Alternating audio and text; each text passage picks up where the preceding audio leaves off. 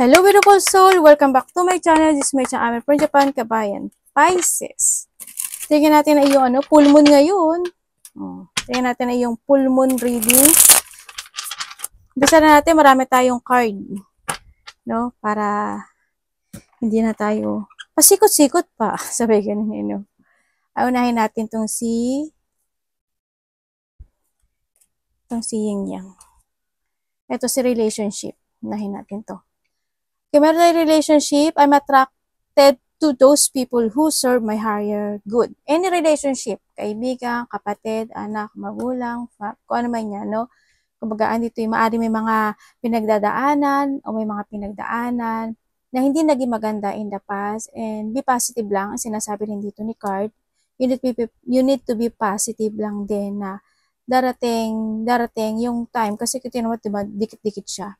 Darating yung time na you will attract a same page person na magkakaroon kayo ng matching.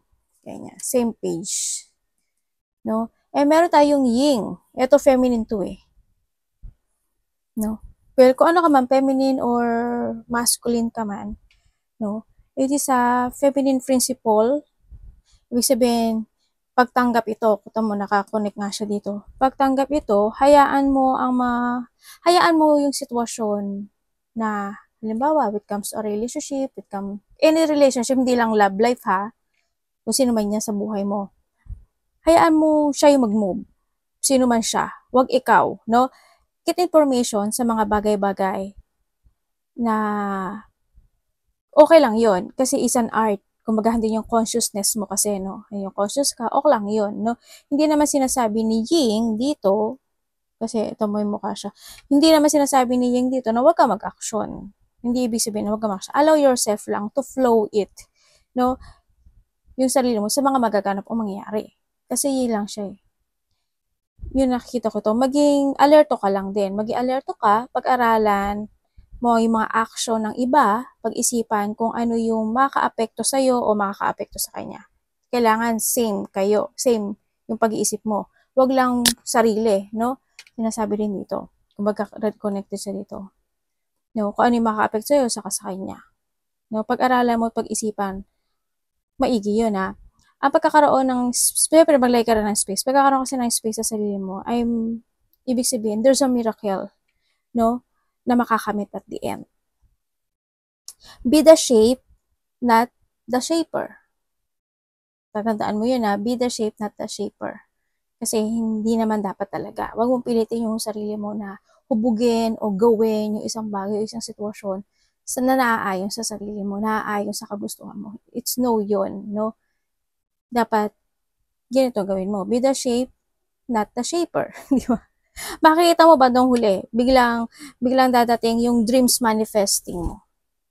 O, halimbawa, any situation, not only the relationship, no? Iano natin, hindi lang sa relationship. Halimbawa,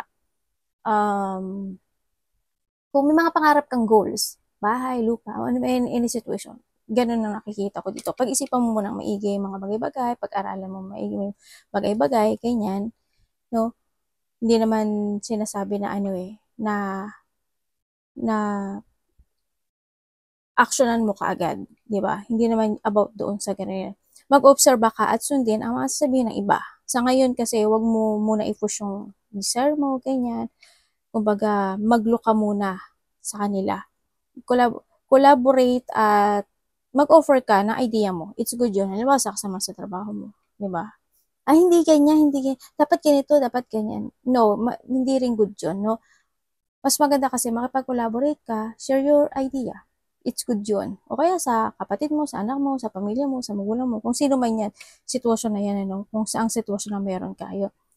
Kaysa diktahan mo siya, diba, siya o sila, yung sa mga gusto mong mangyari, hayaan mo muna sila, tulad ng sabi ko sa'yo. Diba? Hayaan mo manghibabaw sila sa kanilang power, sa gusto nila, hayaan mo lang sila. Kumbaga, you need to be observer lang, ganyan. Yun lang magiging mo muna for a while, no? Kasi, at the end, ikaw yung makaka-receive ng blessing. Ikaw yung makaka-receive ng miracle. Sinasabi din, dito, ni card, So, may mga petals kasi dyan, oh. Di ba? Bulaklak yan. Tapos, ito is, ano yan, tubig yan. Parang fountain, gano'n. Kumbaga, hayaan mo lang, kumbaga, hayaan mo mag-flow yung ano, yung tubig, di ba? Tumatalon-talon yung tubig, gano'n. Hayaan mo lang na yung mga petals, kumalat lang dyan muna sa ano. Ganun ka lang, tingin ka lang muna, no? Sabi din dito na, ni card, na alisin o i-release mo muna yung need mo para makuha mo yung pangangailangan mo sa ngayon. Yung want mo. Hayaan mo muna yung need mo. Yung want mo lang muna ang kuhanin mo this time.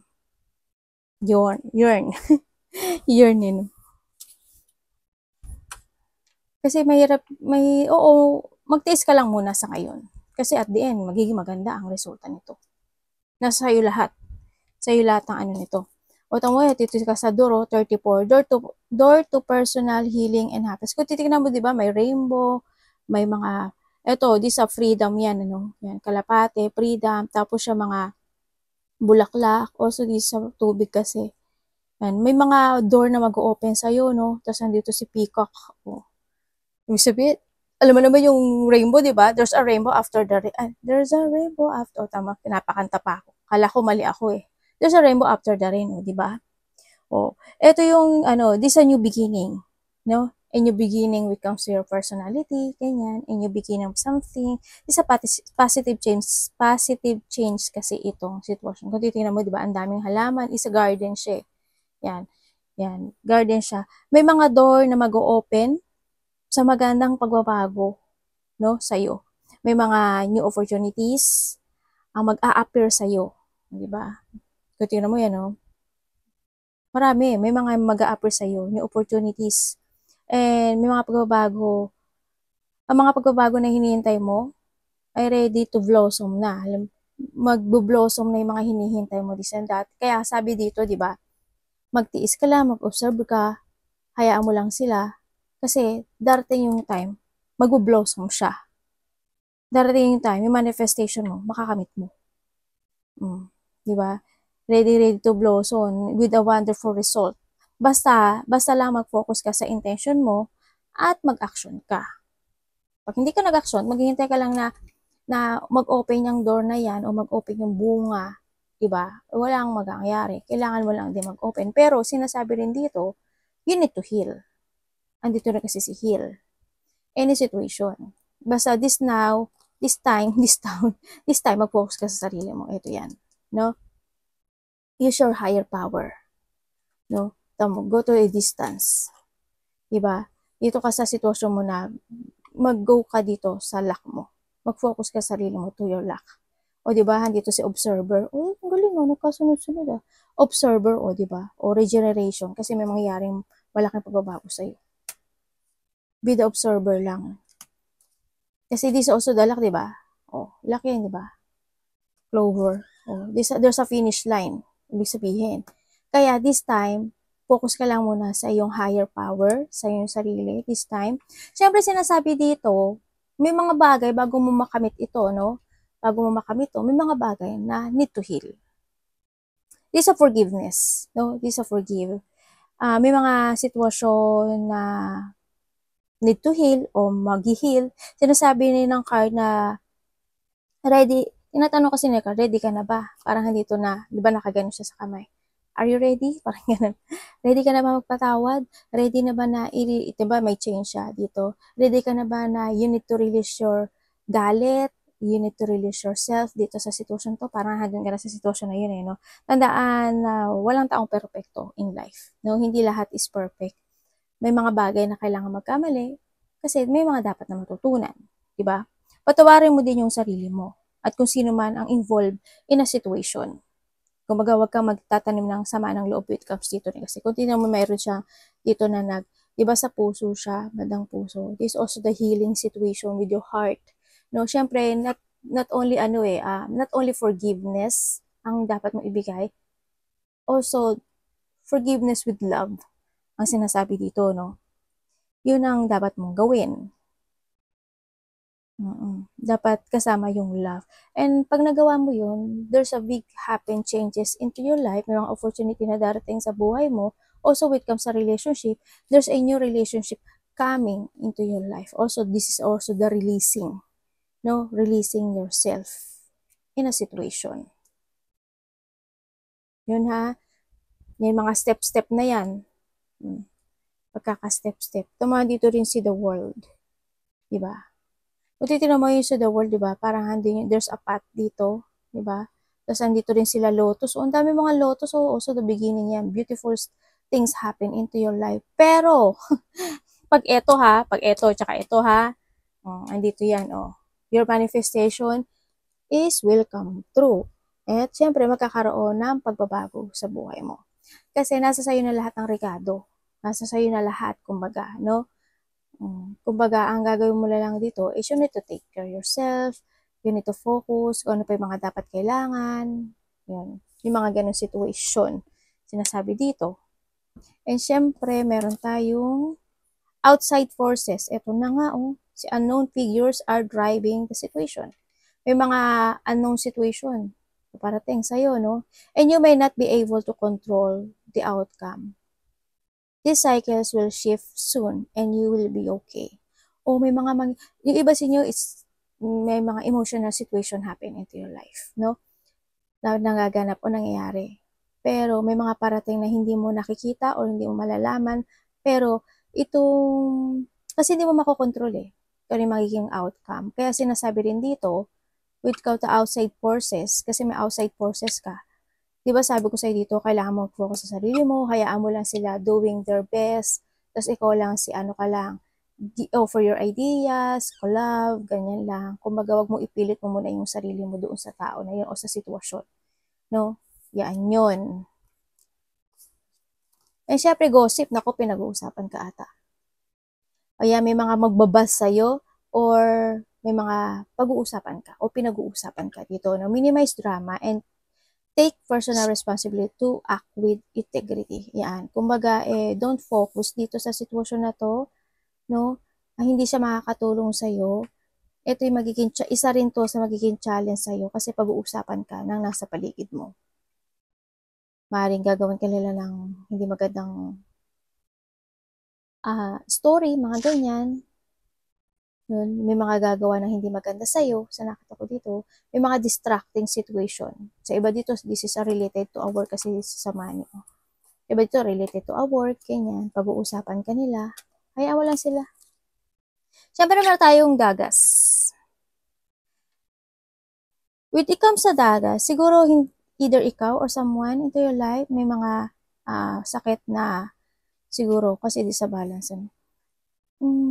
Siguro epilepsy, sa iba sa inyo, dito sa epilepsy, may mga epilepsy, autism, may mga brain tumor, iba dito is depression, may anxiety, may Alzheimer yung iba, there's a disease, iba dito is dementia. Hindi ko alam kung makakalimutin ka or someone, ganyan, sa iba sa inyo, o may sakit na gano'n, may mga pagkabalisa, may mga karamdaman din, hindi ko alam kung ikaw or someone nakakilala mo, sana hindi ikaw, no? Maari din dito sa card na to, merong masamang ginagamit na hindi magandang halaman. Alam niyo na yun, masamang damo. Ganyan, mga kasi baka hindi ata pwede sa YouTube yun Yung mga ginagamit na gamot na hindi na damo, na halaman noon. Yun na nakikita ko dito. Also, this is also, kasi we have the sun, also this is the beginning. No? Also the beginning, and also this is a clarity. No? And also, may mga growth na mangyayari in life. No? Sinasabi rin dito na try to make it balance. May mga bagay na kailangan mo mag-exercise, balance with your food, iniinom, take yoga, kumbaga, may mga situation na kailangan balansin into a relationship, sa sarili mo, sa emotions mo, diba? Dito rin. Saka sinasabi din, kung medyo kulang ka sa tulog, kinakailangan mo magbalanse at magbawi ng tulog, yung mga ganyan sitwasyon. Mahalin mo rin yung sarili mo. Mag-focus ka sa sarili mo. Tandaan mo na kailangan lahat is a balance. No? Tingnan natin, Pisces.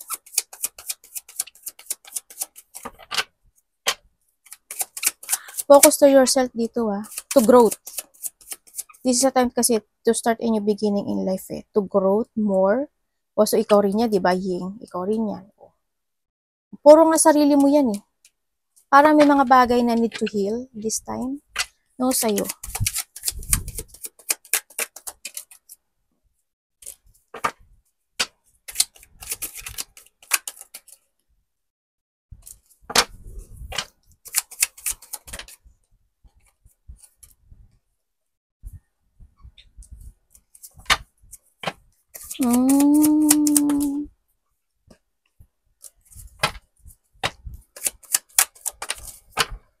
Galileo. Okay.